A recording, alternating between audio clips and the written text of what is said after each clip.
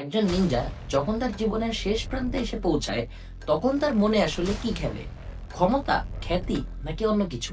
পেইনের আক্রমণের মুখে জিরাইয়া যখন পানির নিচে ডুবে যাচ্ছিলেন, তখন তার চোখে ভাসছিল এক ব্যর্থ জীবনের ছবি। তিনি সারা জীবন ধরে যেই উত্তরটা খুঁজে বেড়াচ্ছিলেন, সেই উত্তরটি পাওয়ার আগেই কি তার গল্প শেষ হয়ে গেল? আজকের ভিডিওটা সাধারণ কোনো বায়োগ্রাফি নয়, বরং এটা সেই মানুষটার গল্প যেই মানুষটা আমাদের শিখিয়ে গেছেন হাল না ছাড়াটাই হচ্ছে আসল মানুষের পরিচয়। তো চলুন আজকে আমরা গ্যালান্ট জিরাইয়ার সেই গল্পটি শুনে আসি, যা পুরো নারুতো সিরিজের মন ঘুরিয়ে দিয়েছিল।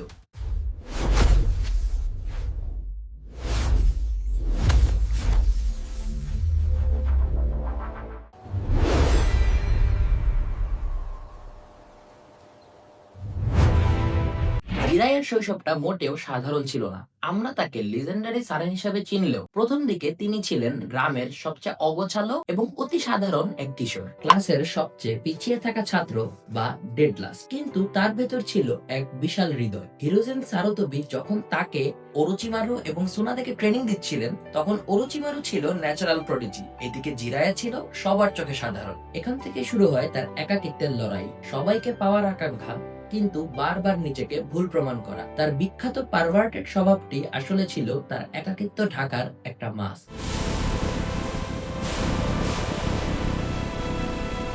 এরপর এলো সেই সময় যখন জিরায়া আমেকাকুরে ৩ অরফান চাইল্ড ইয়াহিকো, কোনান এবং নাগাতোকে ট্রেন করেন। তিনি নাগাতোর ভিতর দেখেছিলেন চাইল্ড অফ প্রফেসিকে, যে কিনা এই দুনিয়ায় শান্তি আনবে। কিন্তু নিয়তির লেখন যেন ছিল ভিন্ন। ইয়াহিকোর মৃত্যু নাগাতোকে ভেতর থেকে চুরমার করে দিয়েছিল, যে কারণে সে শান্তির পথ ছেড়ে বেছে নিল ধ্বংসের পথ। এরপর আসে মিনাতো নামিকাজের মৃত্যু, যাকে কিনা জিরায়া নিজের সন্তানের মতো ভালোবাসতেন। সেই মিনাতোর মৃত্যুতে তিনি নিজেকে ক্ষমা করতে পারেননি। এ কারণেই নারুতোর গডফাদার হওয়া সত্ত্বেও তার জন্মের পর জিরায়া তাকে একা ছেড়ে চলে গিয়েছিলেন, কারণ তিনি জানতেন তার এই জীবনটা বিপদে ঘেরা। জিরায়ার জীবনের এই টানাপোড়েনই তাকে একটা সাধারণ মানুষের থেকেও বিশেষ কিছু করে তুলেছিল।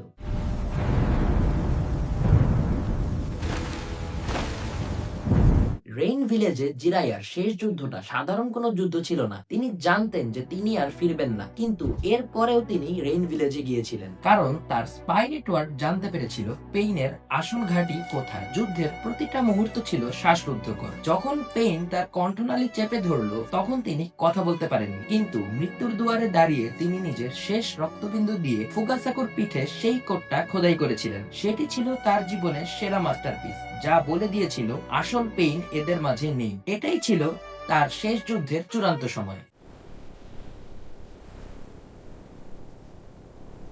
মৃত্যুর সময় যখন তার শরীরটা পানির নিচে ডুবে যাচ্ছিল, তখন তিনি নিজেকে ব্যর্থ ভাবছিলেন, কিন্তু শেষ নিঃশ্বাসে তিনি বুঝতে পেরেছিলেন যে তিনি শান্তি আনতে পারেননি ঠিকই, কিন্তু এমন একজনকে গড়ে গেছেন যে কিনা পারবে। নারুতোই হচ্ছে আসল চাইল্ড অফ প্রফেসি, যে কিনা তার স্বপ্নকে সত্যি করবে। তিনি জানতেন তার গল্পের নাম নারুতো দিয়েই শেষ হবে। এটাই ছিল তার সবচেয়ে বড় জয়। তিনি শান্তিতে বিদায় নিতে পেরেছিলেন, কারণ তিনি জানতেন তার গল্প এখানেই শেষ হয়নি, বরং তার গল্পের পরবর্তী অধ্যায়গুলো লেখা হবে তার ছাত্রের হাত ধরেই। গ্যালান্ট জিরাইয়ার কোন দিকটা আপনাকে সবচেয়ে বেশি টানে, তা আমাদের কমেন্টে জানাতে পারেন। আর ভিডিওটা যদি ভালো লেগে থাকে একটা লাইক দিবেন, এবং এরকম আরো ভিডিও পেতে আড্ডাবার্সকে সাবস্ক্রাইব করুন।